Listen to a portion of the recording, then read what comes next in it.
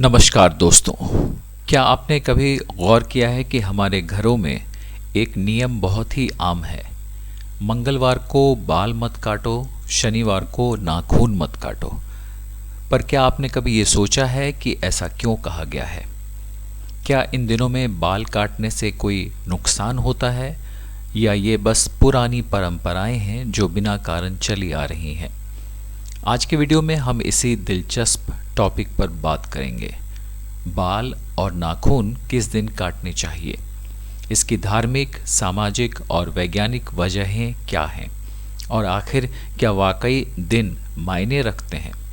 भारत में परंपराओं का एक बड़ा हिस्सा हमारे दैनिक जीवन से जुड़ा हुआ है।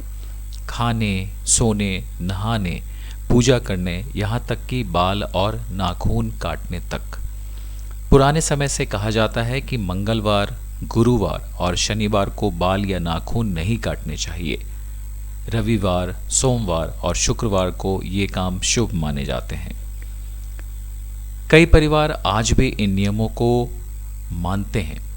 कुछ लोग तो इतने सख्त होते हैं कि अगर गलती से मंगलवार को बाल काट लें तो उन्हें बहुत अपराध बोध होता है। अब सवाल है कि ये नियम कब और क्यों बने। धार्मिक मान्यताओं के हिसाब से अगर देखें तो हर दिन किसी न किसी देवता से जुड़ा माना जाता है। मंगलवार का दिन हनुमान जी का दिन माना जाता है, गुरुवार देवगुरु बृहस्पति का दिन माना जाता है और शनिवार शनिदेव का दिन माना जाता है। इन दिनों में भगवान की आराधना, ब्रह्मचर्य और अनुशासन का पालन करने की सलाह दी गई है। इसलिए शरीर के किसी हिस्से को काटना, जैसे बाल या नाखून, को अशुभ और अपवित्र माना जाता है।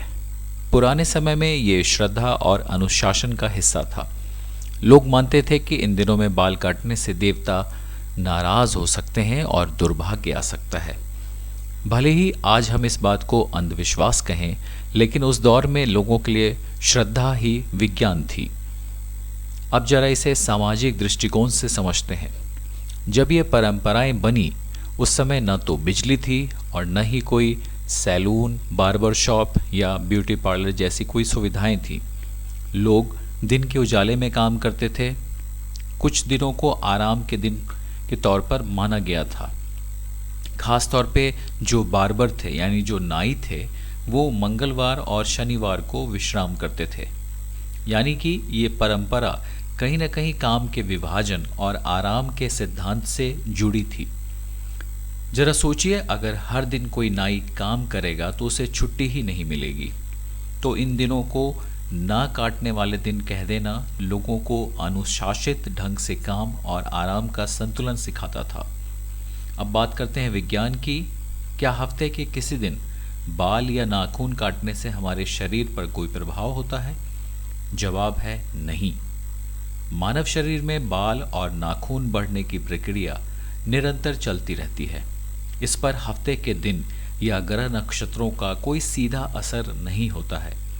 हालांकि कुछ लोग कहते हैं कि बाल और नाखून काटने के बाद हमारा शरीर थोड़ी ऊर्जा खोता है। तो बेहतर है ये काम जो भी हो साफ माहौल में किया जाए ताकि कोई संक्रमण न हो। इस तरह से देखा जाए तो दिन का चयन नहीं बल्कि सफाई और समय का ध्यान ज़्यादा मायने रखता है। आज हम एक ऐसे दौर में हैं जहां विज्ञान और परंपरा दोनों का संतुलन ज़रूरी है। अगर आपके परिवार में किसी दिन बाल या नाखून काटने को मना किया गया है तो आप उसका सम्मान करें, क्योंकि ये हमारे संस्कारों और आस्था का हिस्सा है। लेकिन अगर आप अपनी दिनचर्या या कामकाज के हिसाब से किसी भी दिन बाल या नाखून काटते हैं तो इसमें कुछ गलत नहीं है। बस ध्यान रखें कि ये काम साफ सुथरे, सुरक्षित और स्वच्छ तरीके से किया जाए। आखिरकार साफ सफाई भी एक आध्यात्मिक कर्म ही तो है। कहते हैं ना, स्वच्छता में ही भगवान का निवास होता है। तो दोस्तों, अब आप समझ गए होंगे कि बाल और नाखून काटने के दिनों के पीछे सिर्फ अंधविश्वास नहीं बल्कि एक सोच, एक अनुशासन और सामाजिक व्यवस्था छिपी थी। आज के दौर में सबसे ज़रूरी है स्वच्छता, संतुलन और अपने परिवार की मान्यताओं का आदर करना। अगर आपको ये जानकारी अच्छी लगी हो तो वीडियो को लाइक करें, शेयर करें और सब्सक्राइब ज़रूर करें और कमेंट में हमें बताइए कि आपके घर में कौन से दिन बाल और नाखून काटना मना है।